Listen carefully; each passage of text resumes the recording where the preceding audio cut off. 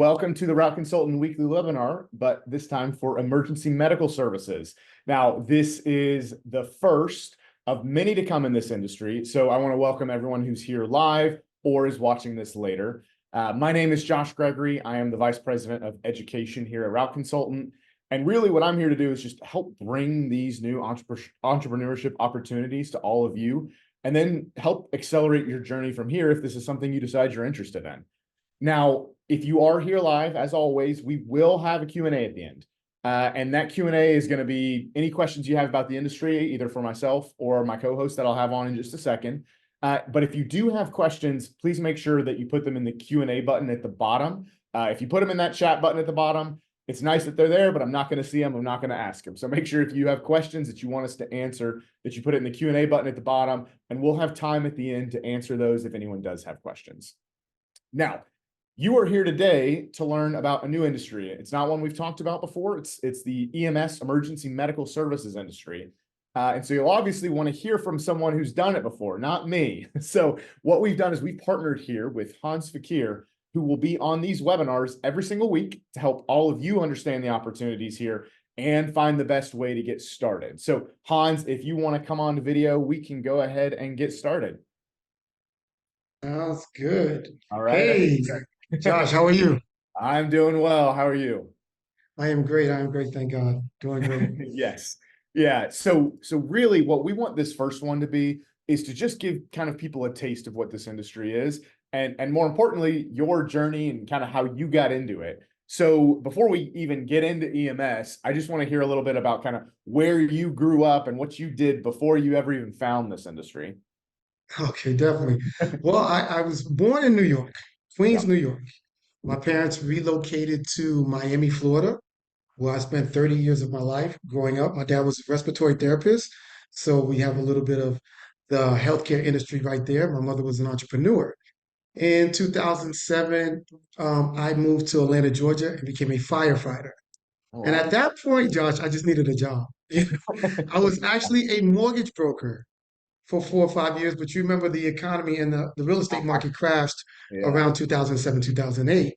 So I was a mortgage broker. I came to Atlanta, Georgia, looking for a job in the mortgage industry. I went to the fire academy. I passed the physical, got hired, and lo and behold, I'm a firefighter. Never was really a dream. Even Yeah. when I stood up for the interview, they said, "Hey, what brings you in here?" I said, "I need a job. I'm married. I have two Yeah. kids. I need a Yeah. job." And so, but I loved the idea of doing something different. Mhm. And when you meet different people, then you don't know what to expect. And I love that part of it. So Yeah. that was enough for me to be intrigued to say, you know what, let me take a look at this. And so I was a firefighter, and for a lot of people that don't know, most fire departments have EMS attached to it. So they have the medical side, they have the ambulances. So 90% of most fire departments, 90% of our call volumes are medical. So of course, becoming a firefighter, I had to go to EMT school, and then I was put on the ambulance quite a bit. And that introduced me to the world of healthcare on wheels, which is Yeah. EMS. Yeah. Do you still do any firefighting or have you hung up your hat? No, yeah, I hung that up. That was a bridge I didn't mind burning. Yeah. I spent my first couple of years. We were so busy fighting fires. I used to keep a journal, dumpster fire, car fire, and there is an adrenaline rush, and you get that, but it's nothing more like having someone's life. You know, a lot of times we're going into fires, and the way these houses are built now, they're ready. They have sprinkler systems, there's alarm systems. You know, in my 10-year career, I think we had one uh, fatality, Mhm. and everybody else, usually all the fires, somebody's out the house. So you're spending most of your time in the fire department training for fires that rarely come, Yeah. right? But the ambulance thing, it's just so busy. You'll see if you ever pay attention to fire departments, the growth is with EMS. It's not with adding fire trucks. It's always how do we put people to school to become EMTs and paramedics because that population or that demand or that call volume was always growing. Okay. Okay, so that's kind of how you saw that space. They're attached to the fire department. You see it kind of growing there. What was it about that side of the industry that drew you in and actually made you switch? Like, what was that thought process like? The unknown, right? You know, when you go to the fire department, you're training, doing the same training every month. But once the bell rang and you had to jump on the ambulance, you didn't know what to expect until you got that information over the radio, Yeah. right? But you didn't know who you're going to encounter. So I love that aspect. Now, in 2015, I was actually doing taxes as well. Okay. So I had a tax business that was doing so well that I left the fire department in 2009, in 2015. Yes. So tax season is just 4 months, really, 4 or 5 months out of the year. And so what I would do is I would have all this off time. And my wife would always say, well, you can't sit at home. We gotta figure out something for you to do. So a friend of mine, she was working for a private EMS company. And I was like, okay, well, I'm an EMT. And they were a startup. They had one ambulance.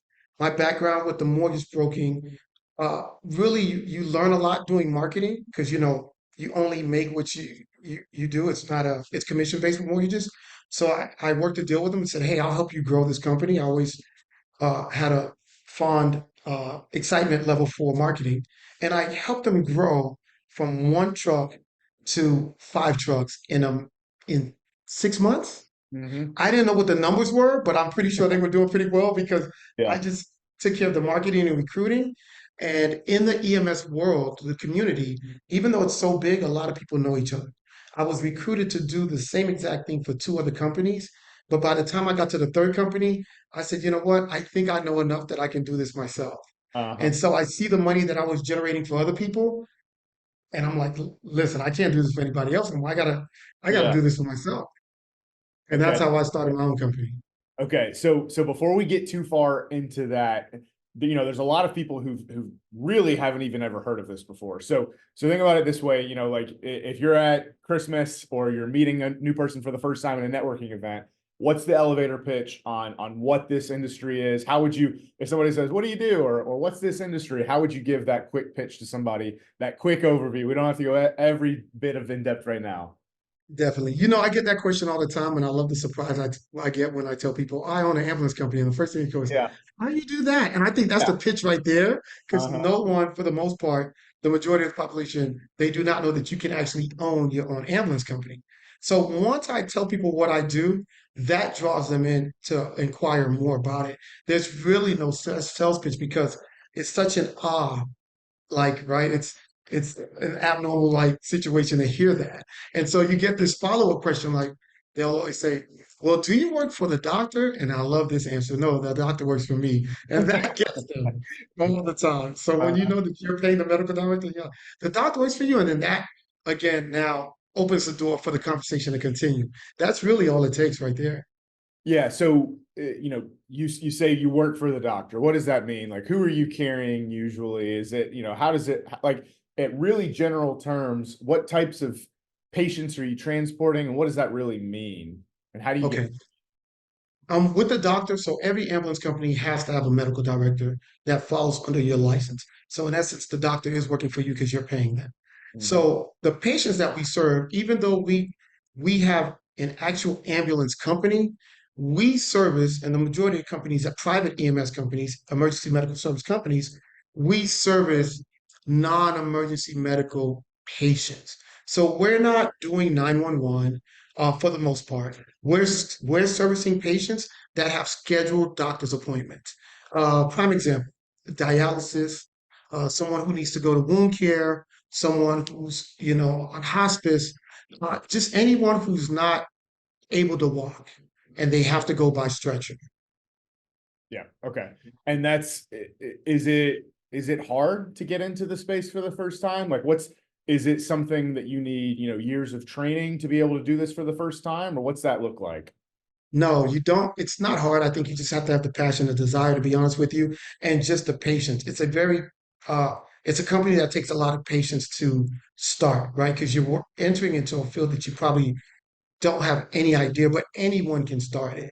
right? And I mean, someone straight out of high school, if they have the patience, the funding, and the willingness to become an entrepreneur, I think that's all you really need. But you don't need a particular license, right? You go through the process and get your license with the state, but you as an individual, you do not need a license.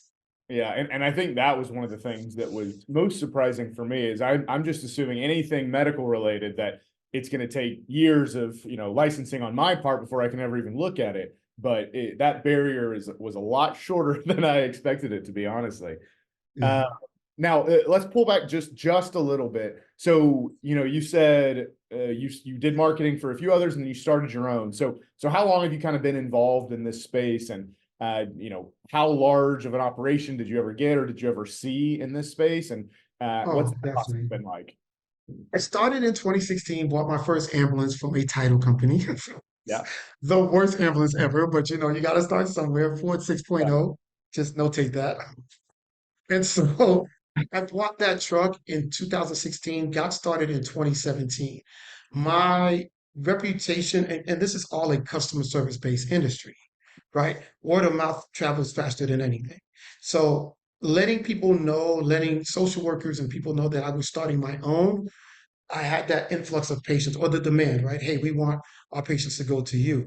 I will tell you this, in 2017 to 2019, I went from one truck to owning five trucks. I went from making 25,000 a month to 121,000 a month. That was my gross, right? It was unbelievable. My first year taxes, and I still remember till today, because I couldn't believe I did it, was $982,000. I was So close. 18,000 short of a million. Like, I Yeah. still have the little sticky note that my CPA sent me. I'm like, and you don't believe this is happening Yeah. until you get that. So that was amazing.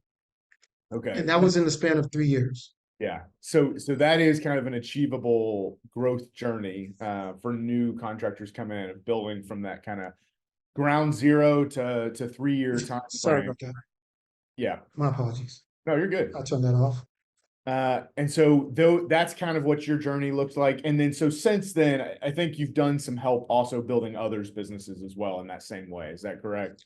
Yes, sir. So in 2018, 2019, if your peers, your firefighters, friends will see, hey, I saw your truck. How can I get into this? So you know what? I developed a mentorship type of Mm. uh, program where now I've helped several people throughout the country get into this space. And the coolest thing about this is helping the average person, not someone with a medical degree, Yeah. not someone with, nursing. I'm literally helping the everyday blue collar. A lot of my mentees are former truck drivers that have gone to EMT school for 3 months and now they're an actual owner operator. So I've helped several people throughout the country, not just Georgia, actually get into the EMS world.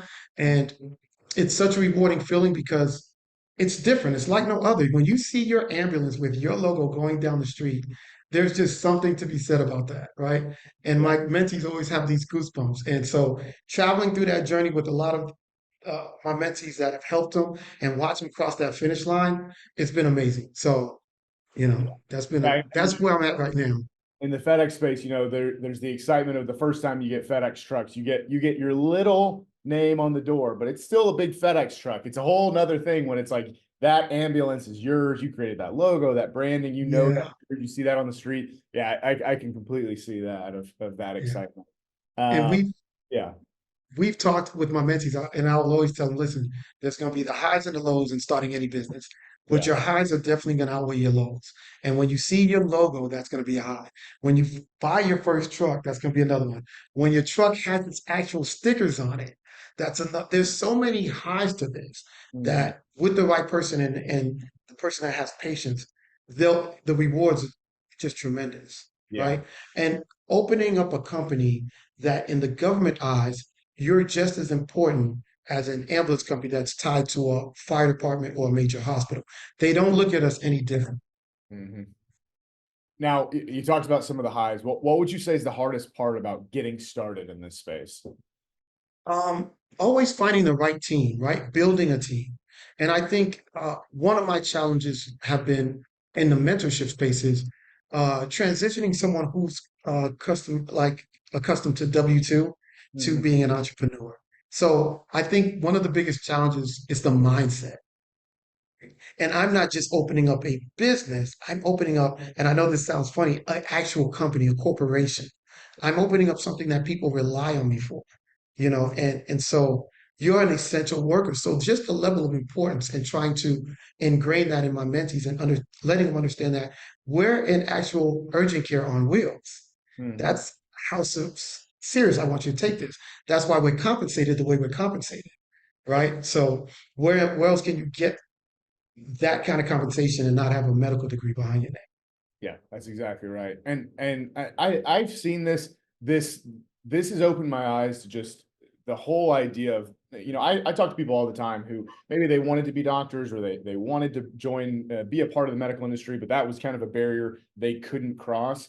But this has kind of opened my eyes to all kinds of opportunities in this space to still have that same kind of impact, but kind of making the money for yourself in a way that still makes sense and is pretty easy in some ways to get started, but is at least an option for just about everyone. And I think that's the really exciting thing.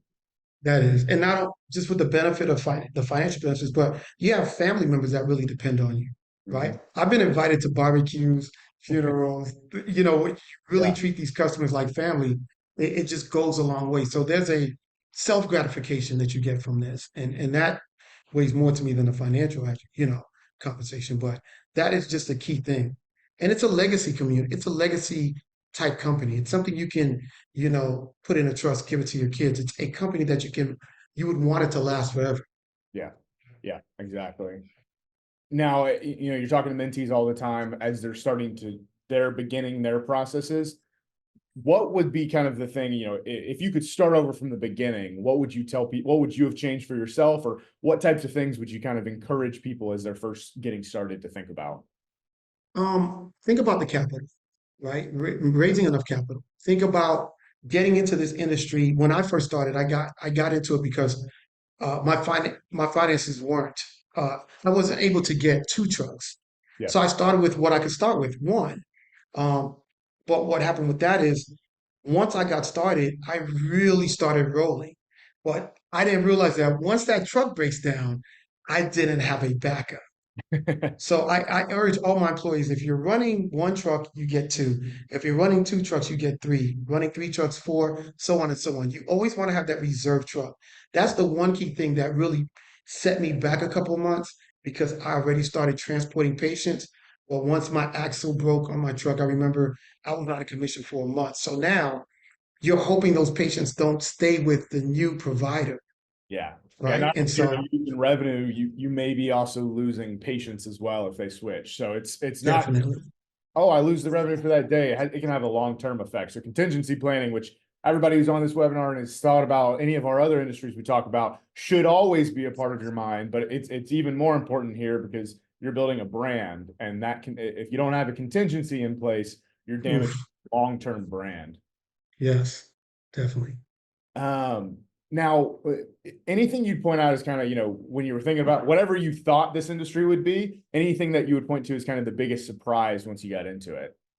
You know, when I started working for those other, like the three companies, we really just targeted one particular demographic, right? Dialysis patients. Why? Because they're routine, schedulely routine. But what I realized, the biggest shocker to me was all the things that you can do under your license. You're actually a healthcare company. So rather than just focus on just dialysis or transportation, our company, we service movie sets. You're not thinking about this when you're doing your everyday. When you see the EMTs on NBA basketball games, you're always thinking they're associated with the fire department. No, a lot of those are private EMS companies or parades or marathons or movie sets, plays.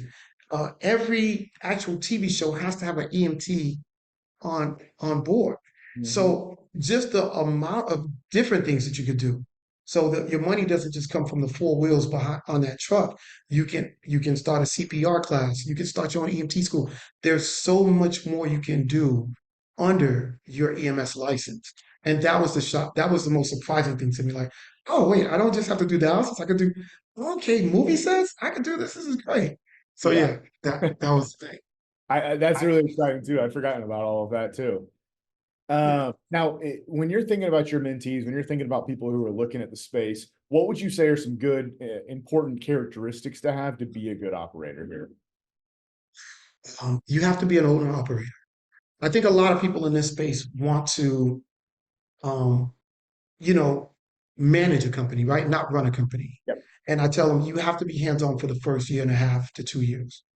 And that's the goal, right? 2 years, you should be able to manage it and not run it. But I think uh, learning how to get the best from every employee and making sure that every dollar counts. Like prime example, when I first started, this is another thing that I would have changed.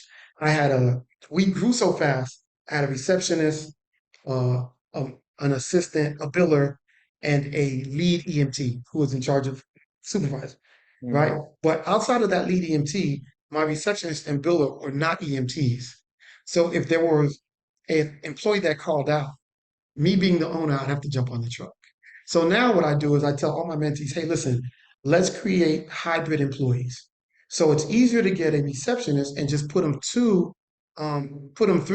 3 months of EMT school, and now you have 3 points of failure. You have an EMT, a biller, a lead EMT. It would take 4 people to call out for you to even have to get on that truck, Yeah. right? And so that's one of the things I try to tell my mentees is try to just not really recreate the wheel, but make it your own and take from what I'm giving you and add on to that, right? Mhm. Because I didn't think about that until later on. Problems started happening. So don't just get stuck or have tunnel vision. You have to really make this industry your own.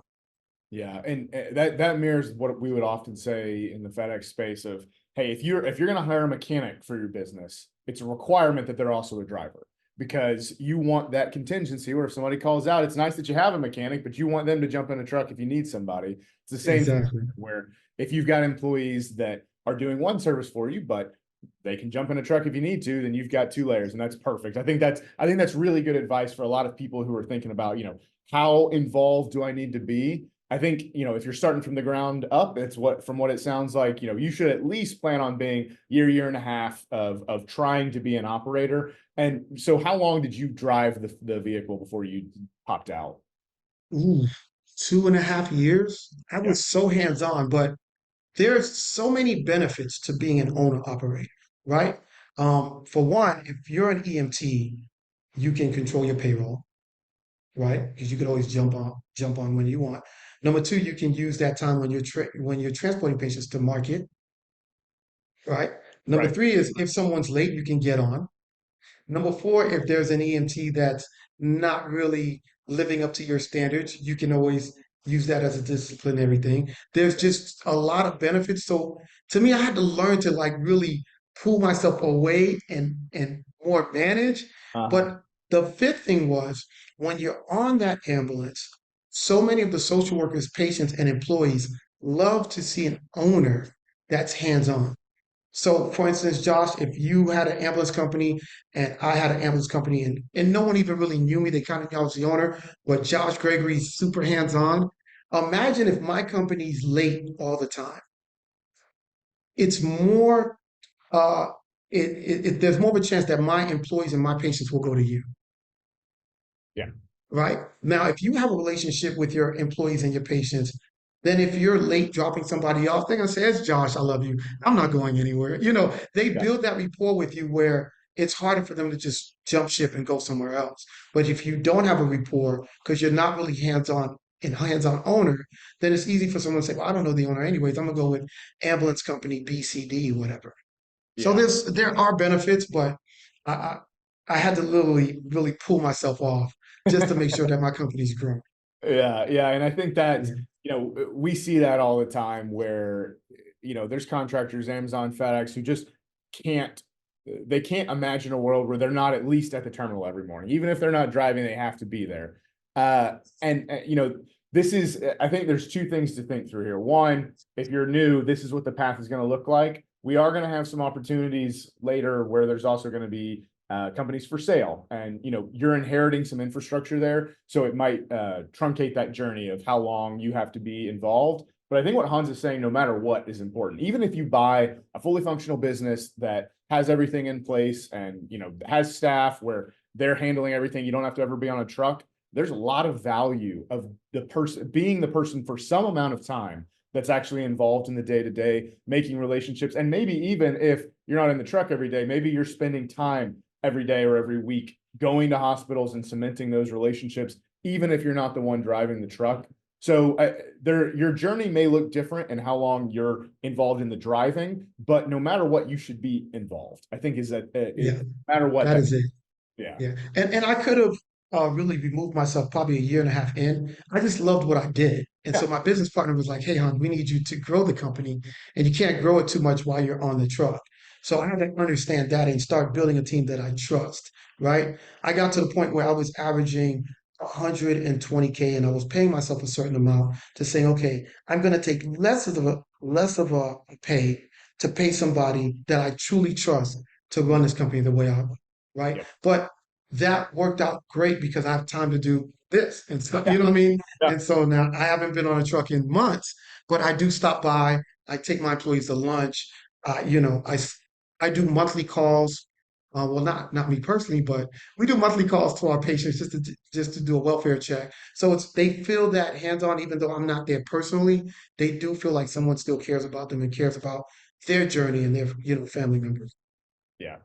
Yeah, and I think that's the message you need to hear no matter what. And it's the same thing that should be for any business, no matter how, even if you're not there every day in person or driving every day in person, it's your business and it's on you to make sure you're involved, to make sure it goes well. And if you really want to grow it and expand it, the more you can invest in the business from a time perspective, the better off you'll be. Yeah. Uh, so I don't want to go too far. We've got plenty more weeks and months to talk about this and help bring all of this to all of you. So I'm going to jump quickly to Q&A. I've seen a couple of things pop up before I talk a little bit more later about how this journey is going to continue to evolve with this space. So if anybody else has any Q&A questions, go ahead and pop it in the Q&A button right now, and I'll get to it. But we've got a couple that popped up. So first one is just kind of a question about the EMT license. So I think you mentioned a couple of times there's a 3-month license process. Can you just talk quickly a little bit about what that looks like? And does everyone on the vehicle have to have it? What are the requirements there? Well, that's actually a great question. One of the good things that happened during COVID was there was a huge shortage for EMTs. So what most states, I think almost every state across the country did was create an EMR class. That's a 2-week class, and that's a driver only class. So they could never be in the back attending to the patient, but at least that will help you with staffing. I know in the state of New Jersey, they just passed it till they extended it for another year, right? Now, the typical EMT class, there's 3 levels. There's an EMTB, which means basic. There's an EMTA, which means advanced. And then you have the paramedic. For those of you that are in the healthcare world, think of it like nursing. You got your CNA, which would be equivalent to an EMTB. You got your LPN, which is equivalent to an EMTA. And then you have your nurse, which is equivalent to a paramedic. Those are the levels, right? What we do, we really don't need medics. So if you wanted to become an EMT, most states will have a program that lasts 3 months to be an EMT basic, and usually your schedule is 2 to 3 nights a week. And a lot of it's online until you get to the actual application part where you're doing hands-on skills. Yeah. Okay. So about 3 months for anyone who needs to be in the back of the vehicle is really the timeline to think about and the licensing to think about. In some states, there is still the EMR if you're just looking for a driver. It's going to be state by state for now, and anything that's legally related that could be extended or cut short, we don't know. But for right now, those are options in at least some states. The EMR to get a driver in about 2 weeks, which definitely helps on the staffing side as you're trying to add people. And then the last question here, I think we've kind of touched on it about kind of do I have to be driving every day? And I think we've kind of hit around that. You can manage the fleet and manage your drivers without being in the vehicle every day, but you need to build up that infrastructure, build up that credibility in your brand and your business before you do so, or inherit some kind of infrastructure before you pull out. But make sure that you know that the people who are in those vehicles and driving and interacting with the patients are quality and are representing you and your brand well before you decide to pull out, or make sure that if you're not in the vehicle, you're still cementing and building those relationships in person as much as you can. Exactly. I have mentees that have never stepped 1 foot on an ambulance. Yeah. Is it easier if you are an EMT? Yes, but I have some people that have successfully grow their business, 10x, 5x, and they've never been on an ambulance outside of the inspection process. But Be there for besides that. that, Yeah. yeah. So, it works for some. I just think that for me, I always tell people, listen, I'm not the end all be all, but I can tell you what works for me and what worked for plenty of people that I've helped. And knowing that I have that EMT license, I can jump on the truck at any time. Yeah. I Uh, like that comfort. yeah, exactly. You've got the option. A quick question here about vendors.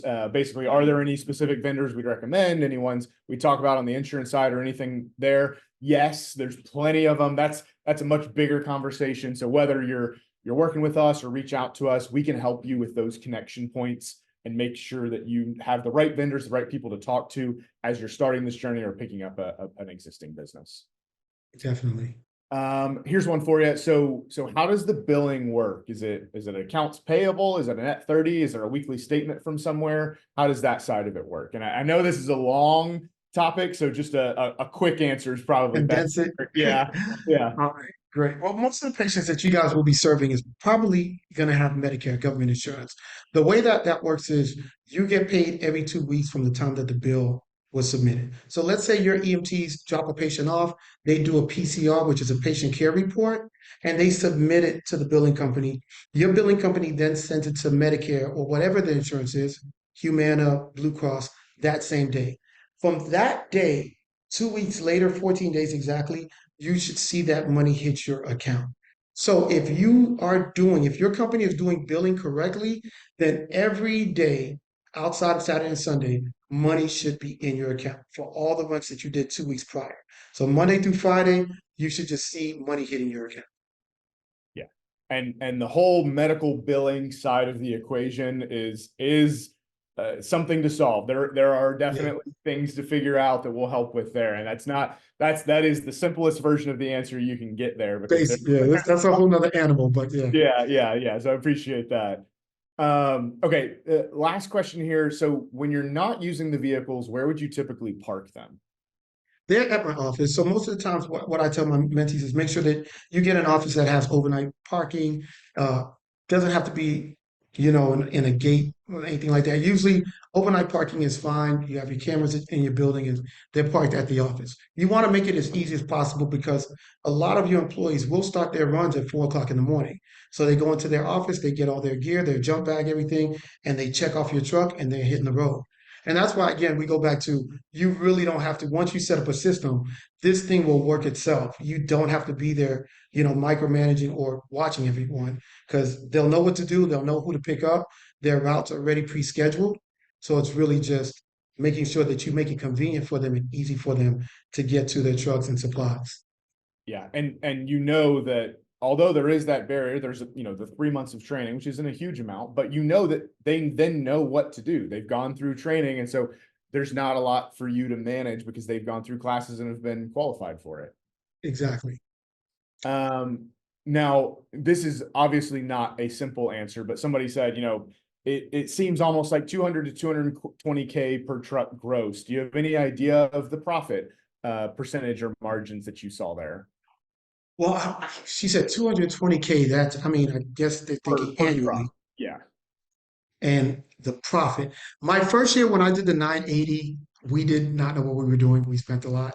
Yeah. So, of Yeah. course, we understand now how important it is to get the right mechanics, how to scale and control our payroll.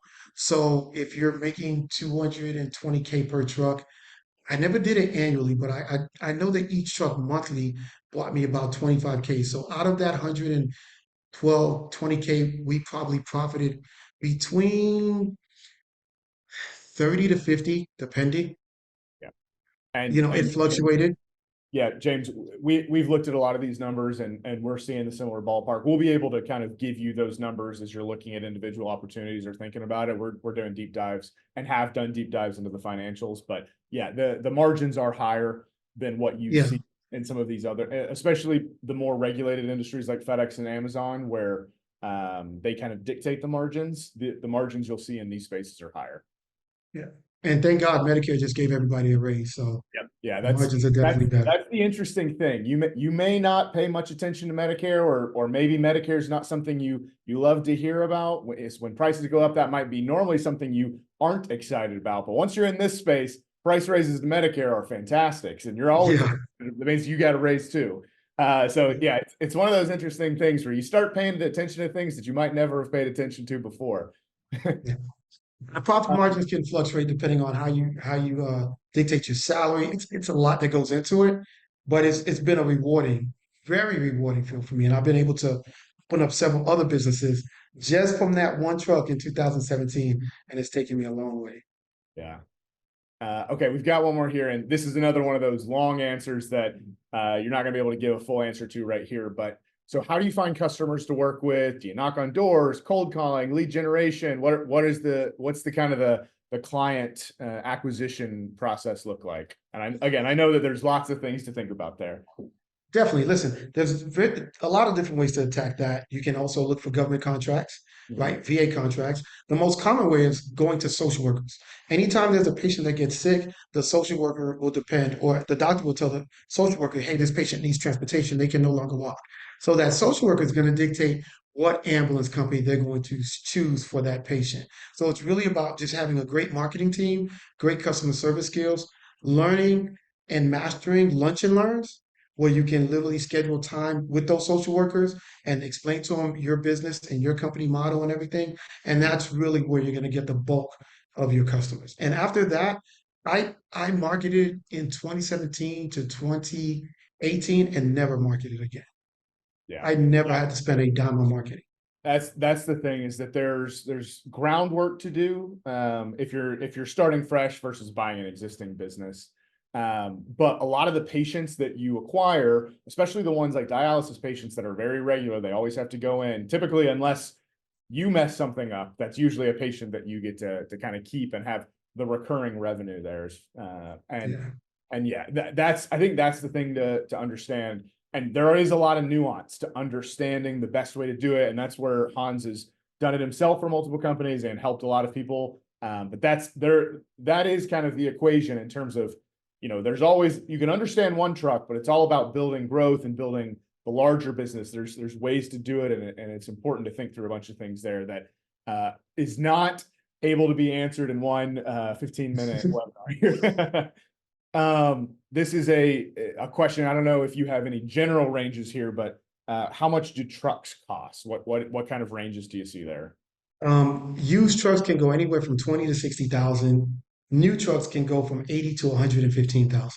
Yeah. They have gone up since I started. A brand new truck when I started in 2017 was roughly about 75,000, but they have gone up. So they're close to about 110 to 120. Yeah. I think trucks across the board the last couple of years have increased in price a significant amount. So that's pretty in line with what we're seeing some larger vehicles go for.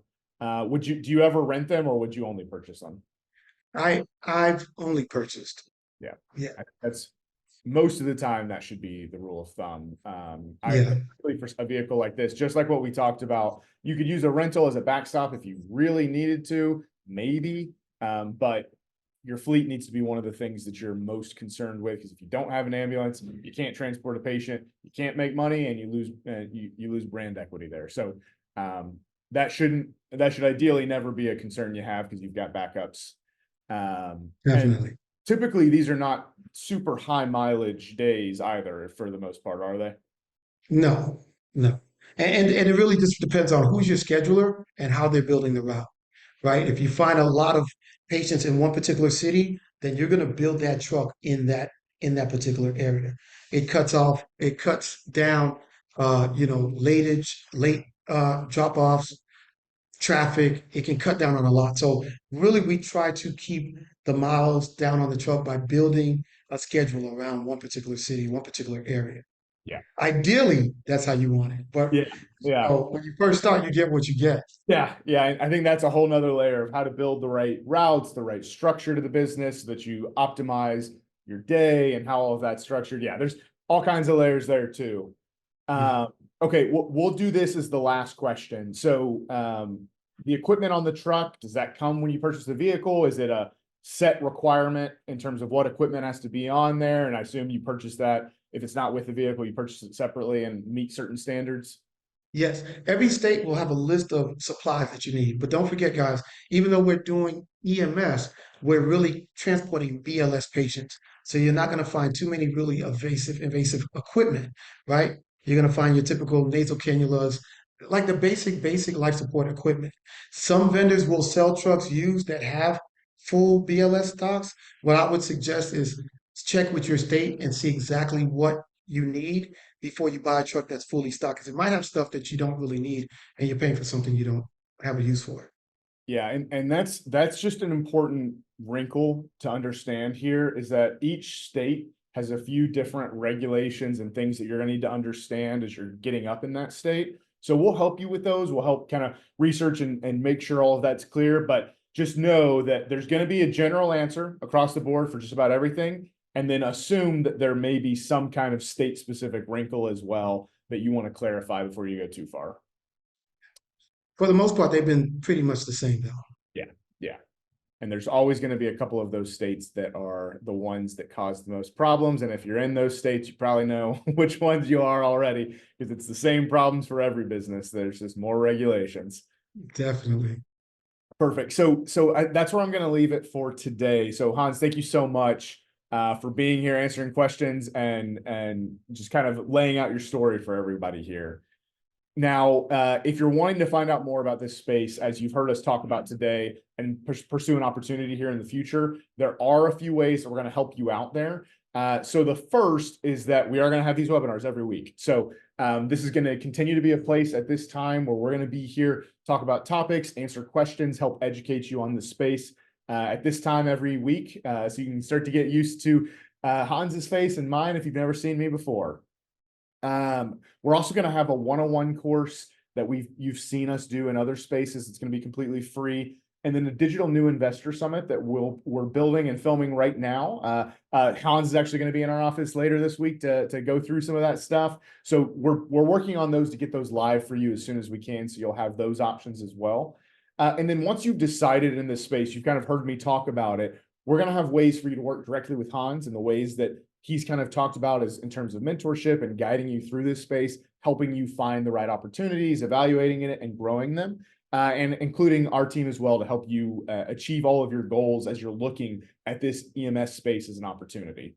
So for now, if you have any other questions, feel free to reach out to our team directly at info@routeconsultant.com and expect all of those resources coming soon and more. But there's plenty more coming in that space is what I want to make sure you understand today. So thank you everyone who is on today and who's watching this at home. And again, thanks Hans for being here. I'm looking forward to working with you on this and help bringing this space to more people. I look forward to working with you too. Thank you so much. I appreciate you. Yep. All right. See you everybody.